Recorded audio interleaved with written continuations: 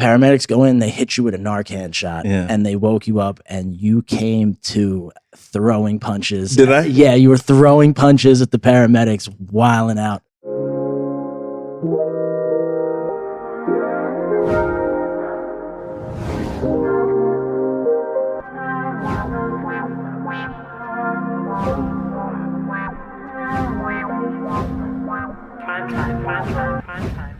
Boom, we're here.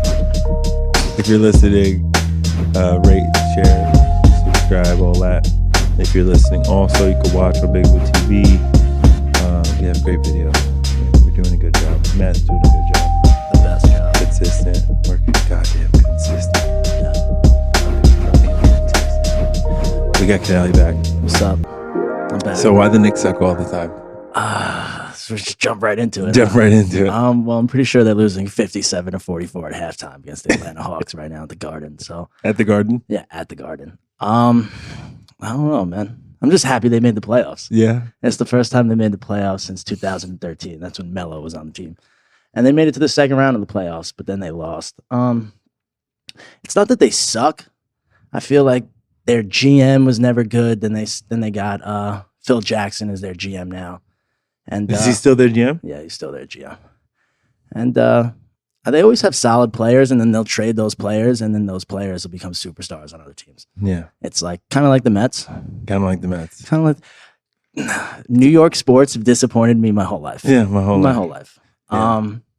And the Yankees don't even feel like New York sports. I don't even consider them that. They're in the Bronx. Just let them be in the Bronx. Go over there. Grand Concourse. Stay the fuck over there. The Mets, the Jets, the Rangers, and the Knicks have disappointed me my whole life. Yeah. And you would think we could have good sports. You would think. Yeah. But we don't. Yeah. But we got the Yankees. We got the Yankees. Do they? Yeah. I don't even like them at all. Yeah, I don't like the Yankees. No, either. but if the Yankees make it to like the playoffs. I'm happy. Like when the Giants won, yeah. I was happy. Absolutely. You know, I'm happy when New York wins anything. Anything. If Brooklyn wins, I'm going to be happy. I don't know how I feel about that. I don't know. I don't feel like they're a New York team, but if they win, I'm a little. It's because they don't rep New York. They rep Brooklyn. Yeah. So it's like they're Brooklyn. Yeah, Brooklyn's its own team. It's kind of like how Staten Island isn't really part of New York. Yeah. It's like a fake borough. Dirt. Yeah, super. A lot of black nasties. Explain what black nasties are. Okay, so for anybody who doesn't know what the black nasties are, they are just low top or high top black Air Force Ones. And if you see a motherfucker wearing either one of those, beware, that's a very dangerous person. Very dangerous man. He might rob you, he might murder you, or he might rob and murder you at the same time. There you go. Yeah. So what's good, doggy? Not much, man. That's it. So you're gonna say? Yeah. You're supposed to have more to say. Am I supposed to have more? You're supposed to have more to say than that. Yeah, I don't know. I got a picture from somebody today, and it was pizza from New York. Oh my god! And it made me very homesick. Gives a fuck. Because get over it. The pizza out here is just. It's not bad. It's bad, but it's pizza. You know what I mean? Like I don't even. You know what? Like what? Gluten-free pizza is my favorite pizza now. Oh, nice. Jesus Christ. What does that smell like? Vaseline. Vaseline and condoms. Vaseline and latex. Yeah. What anyway, were you doing? Let's have a little mess. Let's fucking talk about some mess. Canali and I were working on some step work today. Yeah, doing a little fourth-step action. How's it feel to be doing some work? You weren't lying when it was like a lot of people don't want to do their fourth-step because it's a lot of writing. It's a lot of writing. It's a lot of writing. But as you get through it, you start to feel a little bit better. Yeah. Because in the beginning you hate yourself, but then, like you said, it's like you're freeing yourself. You know, so I guess that's really what it's all about, right? It's all about doing the work, man. In every aspect of life, when it comes to business, when it comes to my business, it comes down to like, am I willing to do the footwork? When it comes to fitness, like, are you willing to do the footwork? When it comes to staying sober, are you willing to do the footwork? That's what I would always say is 12-step got me into personal development, and it taught me, and fitness and 12-step together taught me a lot about life, and it taught me that you just move forward, and you do what's expected of you, and you do what's asked of you, and take suggestions, and you get better. But it never stops either. Never stops. Because this is how many times have you done this fourth step? How many times have I done it first time? Yeah. A lot. A lot. So it never stops. Never stops. Because as you progress through life, you're still going to accumulate those things that need to go down. Accumulate petty resentments. You're going to cause a little bit of harm. Yeah. You know, cause it's obviously not going to be, the harm's not going to be as bad as it was when you're active. Oh, it could be. It could There's people who are still fucked up in sobriety. Well, you know, in my first years, I caused a lot of harm. Sober. Yeah. In my first 4 years, I caused a lot of fucking harm. But the last 3 have been way cleaner. And way more secure. Once I got 5 years, it got way more secure, you know, because I realized I didn't have any answers, realized that just don't drink and just don't do that. Less madness. What? Less madness? Less madness. Yeah. And it's gotten I've gotten progressively more peaceful and more serene as I go. Yeah, I see that too. You see it? Absolutely. Yeah. I see that in your everyday interactions. Yeah. Even when you talk to your son. Yeah. I see it for sure. Yeah, man. It's fuck, man. It's exhausting being a piece of shit. Yeah. You know? It's not easier. It's harder to do the right thing, but it's easier on your mind and your body. Changes. Yeah. That changes when it's easy to do the right thing. Yeah. My first instinct, generally, my first instinct is to be nice. Yeah. Not to say fuck you. That's not my first instinct. My first instinct isn't to try to get over on somebody. Yeah, yeah. That's not just where my mind works anymore. My first instinct is to help somebody. Yeah. As opposed to take, pull away from somebody or suck life out of somebody. My first instinct. So, and that's that psychic change. Yeah. That's that psychic change that everybody talks about. I talk about it. It's a shift in value system. Yeah. Your values change. 100%. And who you are, that's what it comes down to. It's not that my parents didn't give me good values, because they did. Because my siblings have great values. Yeah. Stand up people, good people, you know? And I just had street values. I'm gonna get you, I'm gonna hit you, I'm gonna just do whatever I want. Yeah, but that was towards people that you didn't care about. You had good values and morals to the people that you loved and you cared think about. so? 100%. I know you did. Okay. You did. Thanks, buddy. It was just the people that you didn't give a shit about, you didn't give a shit about. Yeah. The people that you had close to you was the people you cared about. Yeah. Yeah. Okay. I know that for a fact. Yeah. Because I was one of those people. Yeah. And you never did me dirty. Yeah. You know what I'm saying? Never once. Gotcha. Yeah. Well, So- I in my head, the story is all bad. Yeah. There's no good parts to that story. And I do that on purpose. Yeah. I do that on purpose because I don't ever want to remember anything as a good time. Yeah. Because my life, there was not even a subtle, there was a clear. I remember at one time at your house, I broke down crying. Yeah. And freaked the fuck out. Yeah. That just straight up agony. Yeah. I was in straight up agony. I remember that night. Yeah, when I would, dude, it was fucking mental breakdowns. And then even not in front of people, in my house, fucking up my house and yelling at my parents and just, I was in fucking agony. So even when we talk about Pacha and having a good time, first of all, I embarrassed the fuck out of myself. Yeah. Which was fine, Yeah, but I did. Yeah. We all kind of did, so Yeah, it's definitely. fine. Of We were all course we did. eyes rolling in the back of our head, chewing on straws. My just jaw hurts thinking about fucking it. lurking. Yeah. Eyes, sunglasses on, just lurking around. You know what I mean? On K, wobbling around. It was embarrassing, Mhm. So there's shame that goes along with it, and then there's all the acts, the acts of violence. So I always paint it as tragic, because there was a silent agony and sometimes loud agony. And my friend said I was a scream without a mouth. You know what I mean? I was just.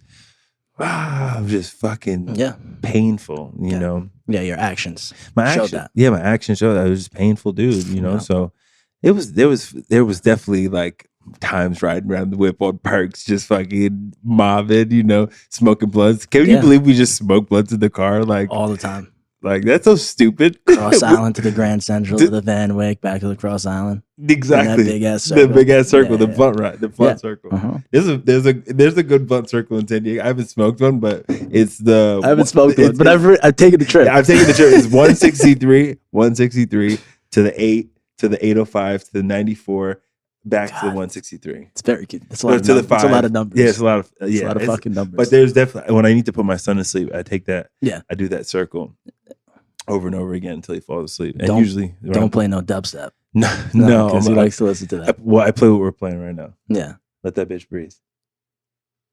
Hey. But yeah, man. Yeah. Yesterday we had that spiritual meeting at the crib, and it was bars. What do you think? Oh my God. We can't say what anybody said, but what do you think about? I can say what I said. You can say what you I said. can talk about what I spoke about. Yeah, talk about it. The vulnerability during that meeting is just like I shared when I was speaking about it. Being able to open up and not worry about being judged, and is just knowing that you're in a safe environment, like the one that we have here on Tuesday nights, is different than any other meeting. And I'm a person that struggles with vulnerability and opening up, and in that meeting, I feel like that's where I do the most opening up. Anytime I share, I open up a lot during that meeting.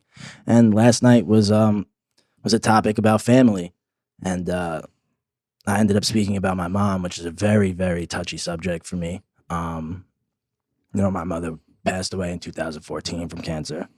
I was incarcerated when she passed away. The last time I saw her, I was incarcerated. She came to visit me. It was on Mother's Day, and it's a very, like I said last night, it's something that I haven't forgiven myself for yet, because I wasn't there when she needed me the most, because she was always there for me when I needed her the most. And yeah, man, it's really something I haven't grieved yet, or like I said, forgiven myself for, and I think about it every day because I miss my mother every day. And I said this too. I was like, I'm happy that she didn't get to see the person that came out of prison, because it's a total different person than what she raised me to be. She raised me to be a gentle, soft, kind person, and for a long time, I was that person. Coming out of prison, I became a cold, angry, bitter person. And that's the person that I'm trying to destroy today and rebuild to be the soft, gentle person that my mother and my father raised me to be. Yeah. Because they did do that. You know my parents. Mm-hmm. So, they were good people, and they raised me to be a good person. And the person that I came out of prison is not the person that they raised me to be. And that's not their fault. And it's also really not my fault. I had to adapt to a situation and an environment, and that changed me. And it wasn't no 2, 3, 4, 5 months. It was years that I did in prison. So you have to adapt in a place like that. And if you don't adapt into a place like that, you become fucking food. You know what I'm saying? Those motherfuckers will eat you alive. I've seen it. I've done it. Yeah. I've done it. I've seen it and I've done it. Yeah. It's not something I'm proud of. It's not something I glorify. I was talking with somebody the other day, and he was like, I feel like I can talk about the things that I've done in prison with you because you understand and you know, and you've been there. And he was like, he's like, I've had to do things and I've had to adapt to it and become a person that I don't want to be, because I've seen what happens to the people that are vulnerable and weak in prison. And he was like, and I know you know exactly what I mean. I was like, yeah, bro, I fucking hate it. I hated every minute of it. Yeah. I did. I really did. It sounds terrible. Horrible. It sounds like everybody hates it. Yeah, it's not fun. Yeah. Yeah, it's not fun. You don't have to go back. No. You don't ever have to go back. Ever. That's the thing. Like, I get excited for people, and I say it, in meetings all the time, like, you don't ever have to drink again. You never have to shoot dope again or smoke dope or whatever the fuck you do. Yeah. You don't ever have to do that again. It could be over. And I've talked about it on the pod. I've done a whole episode on it. Just let it be over. You know what I mean? But I tell you, we got to do the work though. Yeah. It's effort, Yeah. Even like dealing with my sexual trauma, even dealing with the issues with sexuality for me, just let it be done, and do something different. Yeah. Decide you've seen the way I've shifted my relationship to sex. Just let that old life be done. Totally different person. And do something different. That's important that just do something different. Yeah, and like I'll laugh and I'll joke and I'll make jokes about like you and what you're trying to do here differently, but I really respect it and I appreciate it because I know you are trying to do something different. Yeah, man. Like you're a staple. I'm stable. You're a staple in the city. Yeah. Hell yeah. You're a staple in the city. I'm a staple? Yeah. Oh, thanks, man. Yeah. I'm a staple in this city. Let's go. Anyway, never mind. I ain't shit. Never mind. No, I ain't shit, man. I'm just some fucking dude, man. But you're not just a dude. Thanks, man. You're not. You're someone people look up to. Thanks, man. And there was a time where you weren't. No, I think even people looked up to me then too, in a different way. You were the villain that everybody liked. Yeah, I was the villain that everybody liked. There was still a level of respect that I had. Yeah. Not because you earned it, because you took it. Yeah. Two totally different things. You're earning the respect right now. Yeah. You took the respect back then. But in the street, that's how you got to do it. Yeah. At least that was my perspective. No, that's how it is. Yeah, that was my perspective. If you're not going to give it to me, I'm going to take it. Yeah, and that's how it was with everything. Uh-huh. With everything, like, yeah. You know, so I don't know, man. It's time. I posted a picture today of my before. Can you believe that? I was like, holy shit, that's what you look like? Yeah. That was normal. That was normalcy. Your clothes didn't even fit you. That tee, I know is a schmedium, anything, but it was hanging off your neck. You just look ragged. Like, that's the best way to. You just look hurt. Like, you were hurt. I was hurt. You were hurting. Yeah, man. That's full blown heroin addiction to the max. I think I was already gone though. You were gone. I was gone. You were long gone. I was already. I was already up north. You were gone for a minute already. Probably like a year, going on a year. Yeah. But you didn't start really getting into like shooting heroin until I was gone. Yeah, until you were because gone. If I was there, I would have been shooting heroin with you. Yeah, Yeah, this guy, I'm not gonna say his name. The first time he shot me up, man, we were in my room and he was. I know who it is? Yeah. Okay. I'll tell you after. Yeah. And he was like, yo. Is he alive? Yeah. Okay. But he may not be for long. Honestly, I'm worried about him. Yeah. Last time I talked to him, he was not doing good. Yeah. You know, but we were in my room. We used to play Call of Duty all high and shit. And we went and picked up some dope. And I was sniffing it at the time. Yeah. When I did dope with at my house, I was sniffing it. When I overdosed, I was smoking and sniffing it. Not even. You were that. Tell that story. Did we tell that story in the last podcast? No, we didn't. No, tell the story. So I wake up, it's like 8:30 in the morning to a completely belligerent call from yours truly. Gang. Where are you? I got this bottle of Jack Daniels and like 15 Xanax. I'm about to eat all the Xanax and drink this bottle of Jack. I need cigarettes. Where are you? I was like, I'm home. Where else would I be at 8:30 in the morning, Eric? Like, I'm home, dude. He was like, all right, come meet me. I'm over here on Northern Boulevard on like 216th Street. I was like, all right, I'll be there. It's like 5 minutes. I'll be there in 10 minutes, bro. Give me a minute. I pick you up in the car. You get in the car, hammered. And you were like, all right, come on. We got to go to the spot. And you were like, if you drive me, I'll buy you some heroin. I was like, all right, fine. I was like, I got money. I'll give you the fucking money. Like, I don't want you to buy me drugs. Let's go get high. Get to your house. You must have ripped like 4 or 5 baggies off of a bundle and just poured it out on your windowsill. Okay. That's where you were dead. You sniffed it off your windowsill. And as soon as you sniffed it, you just fell back on the bed. And I was just like, oh my God. I was like, yo, Eric, you all right? Non-responsive. I was like, yo, Eric. And it's just me and you in the house. And I'm thinking to myself, I was like, this will be the only time that I get to hit him as hard as I can without him being mad or trying to hit me back. So I'm slapping the shit out of you. And you're not waking up. So now I panic, right? And I call your girlfriend at the time.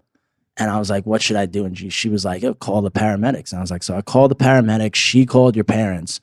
And she was such a rider, bro. 100%. She was such she was cool. She was a rider, man. Yeah. So in between the time your parents and the paramedics arrived at the same time. In between that time, I went through your room and I tried to get rid of all of the paraphernalia as best as I could. And so I'm stashing drugs on me. I'm hiding drugs in your house so you don't get in trouble, like, because I know the police will probably come and I don't want you to get caught with any like drugs on you. So I'm trying to hide the drugs. I'm stashing drugs. I'm throwing shit away. I'm putting stuff in my car. And then I go outside. I close the door and I wait for, like I said, the paramedics and your dad showed up at the exact same time. He was like, yo, what the fuck is going on? I was like, honestly, sir, I have no idea because your dad is a very intimidating person. He's very intimidating. And he was not too happy at the time. You know, he had to be called in from work and he rushed to the house. So, you know, he wasn't in the best of moods at the time. And I was like, listen, I don't know. I was on the phone with your son and he didn't sound like he was doing too good. And then I heard a huge thud and he wouldn't answer. So I rushed over here and the door was open. The side door to your home was open. I went inside and he was laying on the bed and he wasn't responding. So I called the paramedics and he was like, all right, paramedics go in, they hit you with a Narcan shot, Yeah. and they woke you up, and you came to throwing punches. Did I? Yeah, you were throwing punches at the paramedics, wilding out. So it was like it was like I've never seen anything like that in my life. It was like you were possessed by a demon, and you wanted nothing to do with what was going on in your bedroom at the time. And you're like, get me out of here, mind. There's like a needle in your chest, and you're throwing punches. It's like, apparently that thing puts you into like immediate withdrawal. So you weren't feeling too hot. No, I wasn't feeling too hot. No, you weren't feeling and you too ruined my high, bro. Yeah, you just fucked my whole shit up. I was feeling good. I was feeling so good. My lungs were just like, hey, we're shut it down. Yeah, we're gonna stop. We're gonna shut right this down.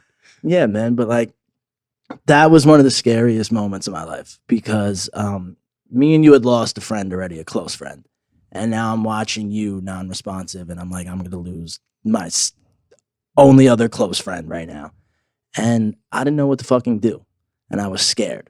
That shit scared me. Yeah, and I'll never forget that moment until the day I die. Yeah. Yeah. Let me just say, I laugh about it, but there's nothing funny about that At shit. all. There's nothing funny about the shit. The trauma. And this is why, like, doing the work that I do, I understand what it does to the parents, man. Yeah. My mom still wakes up. That's how she wakes up. She wakes up like, because she used to get a call, I'd be in jail. She'd get a call, I'd be in the hospital. Yeah. She'd be in a call. Like my brother told me one time they came and visited me in the hospital, my face was all fucked up from like beefing with somebody and like getting mobbed on. And he was like, yo, you don't, and I was like, I don't know what, to this day, he could be lying. Yeah. I have no idea what he's talking about.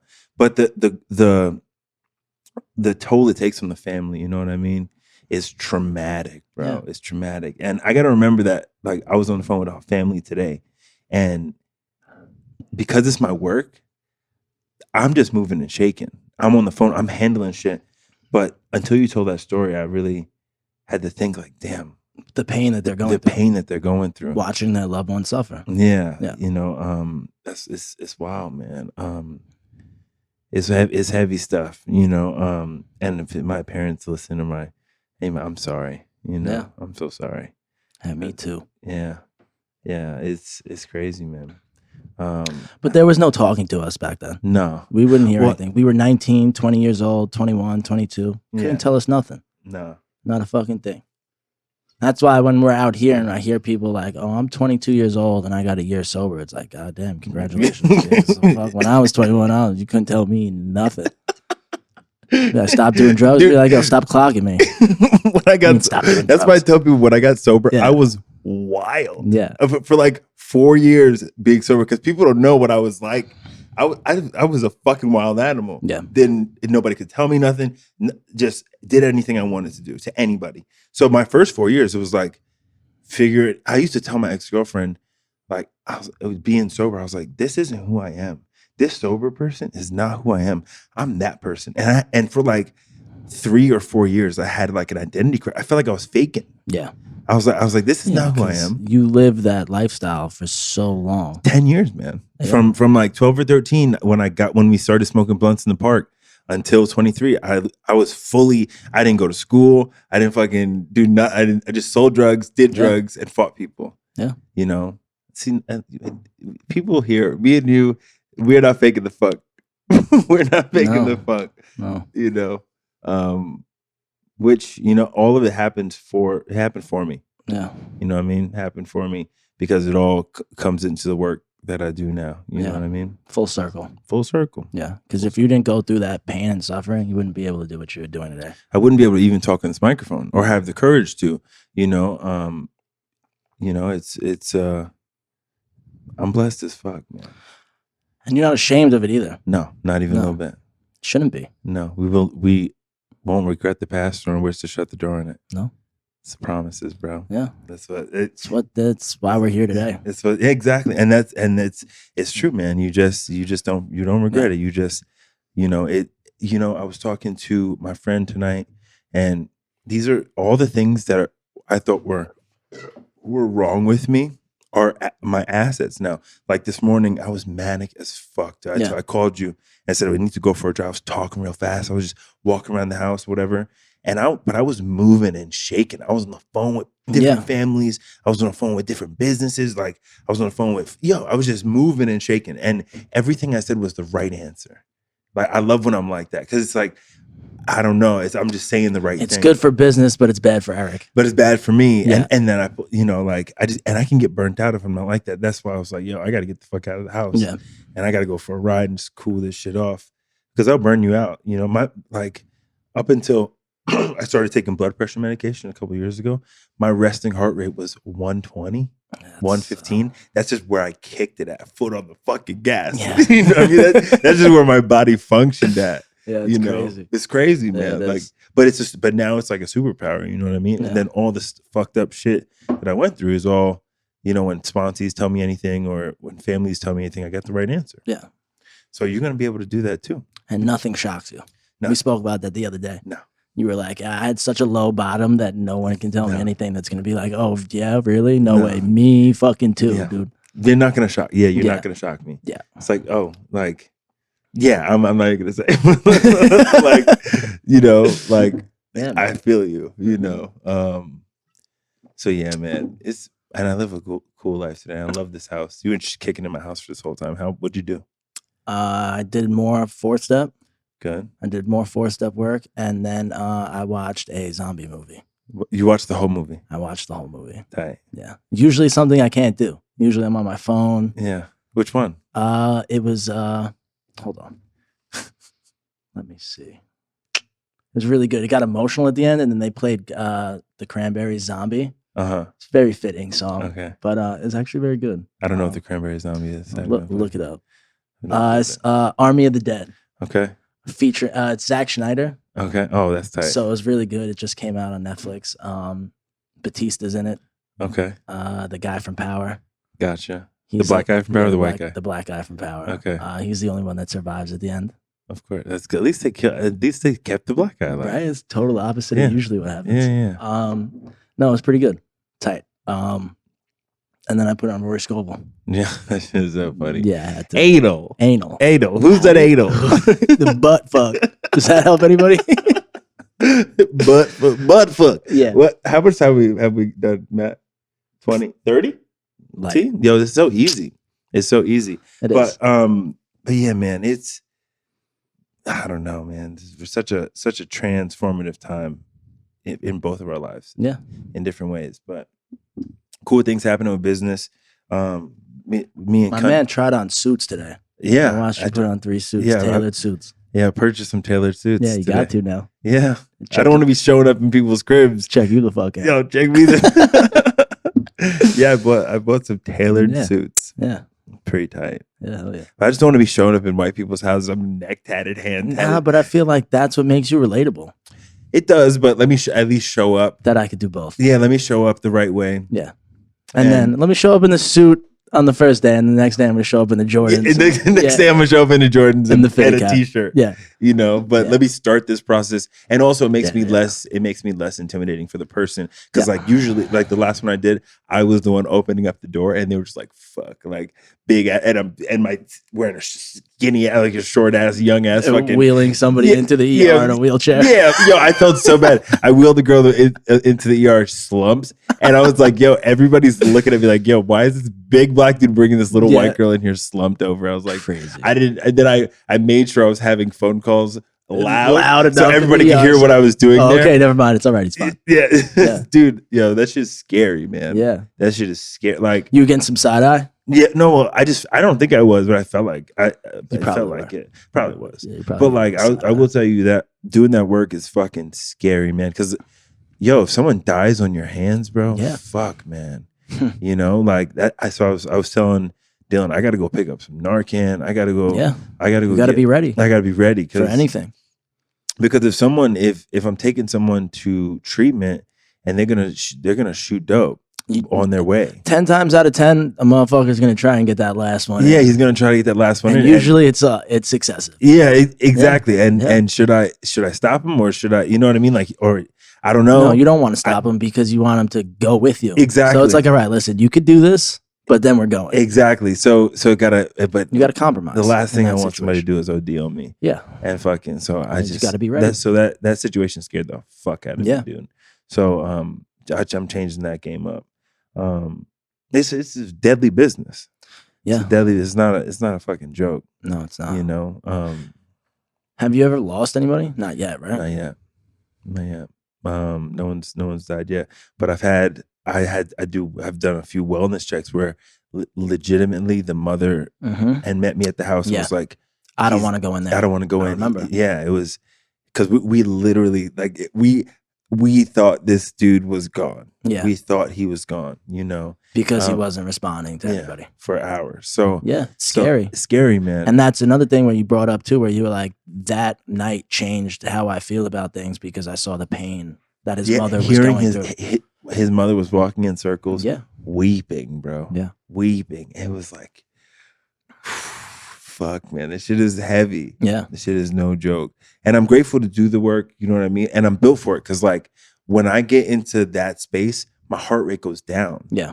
And my mind slows down. Like when I was doing that intervention last week, I sat there like this, calm as fuck, let everybody speak. Because dealing with these situations, I can't be emotional. Everybody else is so emotional. Yeah. Everybody else is tripping. So not tripping, but like terrified. No, everybody else is terrified. So I have to be centered. So naturally I fall into this. Like even when I lived with a guy who was unmedicated schizophrenic last year. I lived with him for, you know, I think it was like, I worked with him for like 3 weeks, a month.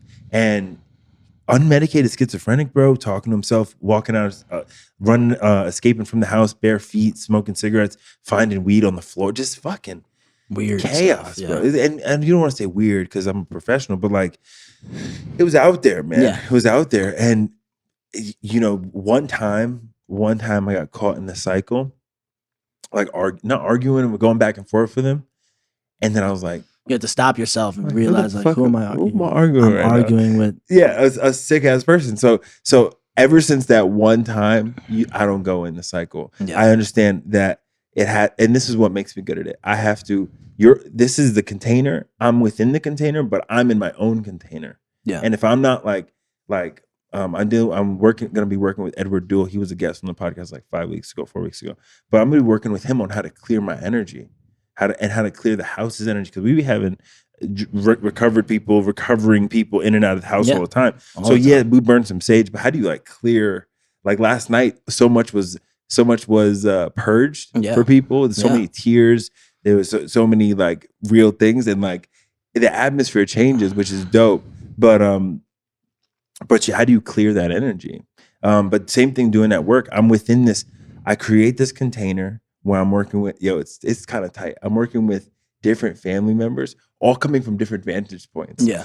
I'm talking to mom. Mom's coming from a loving part. Of course. I'm talking to dad. Dad's like, fuck this fool. Like, cut it, shut Tough it down. Love. Brother's like doing whatever. Fucking being a brother. You know what I mean? It's like I've been watching this shit my whole life. Yeah, I don't give a fuck anymore. His son, this guy's son is like in having his experience, and you know, like, and I'm in this, and I have to be able to play each vantage point. Yeah. I have to be able to support the family in all the different ways they need to be supported. Yeah. So I need to be clear and calm. That's why this morning I was moving and shaking, but I realized I was talking so fast because I was talking to so many people getting shit done. You know, I literally talked to the whole family within 45 minutes. Yeah. Everybody. And I talked to a treatment center to try to get my man into treatment. Gotcha. So it was just fucking hectic. Yeah. But so doing this, you got to just be like, whew. And, you know, me, Mike Dunn, and Dylan, we work together in regards to building this business. And we're building it. And finally, I would consider myself a successful person, which until even last year, I wouldn't consider myself successful because I wasn't making what I wanted to make. But I consider myself successful, and I thank Mike Dunn for that. But doing this with Dylan, like we always say, this is heart-centered work. Yeah. If I start getting in my head and in my bag, which sometimes I get in my bag, you know what I mean? Sometimes I'm like, yo, because this is lucrative business. Yeah. This is a lucrative business. But if I'm not in my heart doing it, I need to get out the game, or I need to train someone to do what I do. Yeah. Or just do the parts that I do, run the business and do the visionary shit, and that's why Dylan's going to be doing more of the one-on-one stuff. The one-on-one stuff. You know, you're going to be orchestrating. You know, you're QBing. I'm QBing. You're quarterbacking. Yeah. And Mike Dunn's the coach. Shout out to Mike Dunn because he's changed the game, man. Yeah. He's changed the game for me. But anyway, how much time is that? 35 or 45? Damn. All right. Well, I guess wrap it up. Yeah, why not? Yeah, fuck it, man. But if you're listening, you just heard me and Homeboy just fucking talking about Chopping it whatever. These days, I'll be honest, I don't feel like being preachy Eric. Last year was a lot of preaching. And it's good. I had a lot of lessons that I learned over the years that I just wanted to put on a microphone, So I got like 4,000 minutes of content last year. Yeah. No, we just put it out. And now it's like I'm living a lot of life. It's like you hear stand-up comedians, they talk about you have to live life. Otherwise, you start making airport jokes. Yeah.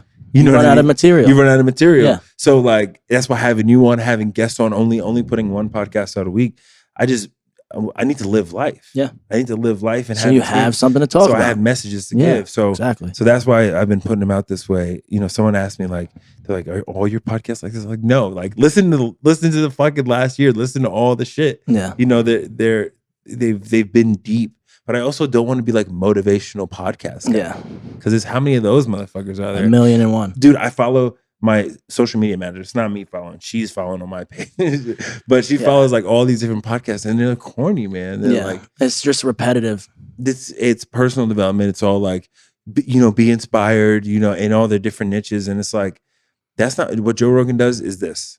Yeah. This is what Joe Rogan does. He just sits across the table from somebody. We're just not doing it for 3 hours. And we're also filtering what we want to talk about. We can't talk about it. Because if we spoke about the things that we speak about off camera, we would have a Joe Rogan podcast. Yeah, we'd become famous. Yeah, we couldn't do that. I think we could. Soon, we could. Soon. But not for this platform. No. We could do it. Let's give it some time.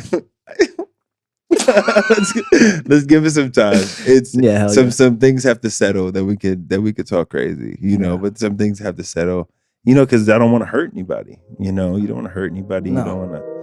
You don't want to do harm, man. So anyway, let's wrap it up. If you're listening, subscribe, share. We want to connect with you. And if you're listening, also you can watch the podcast. Share this shit. But we're out of here. Peace. Peace.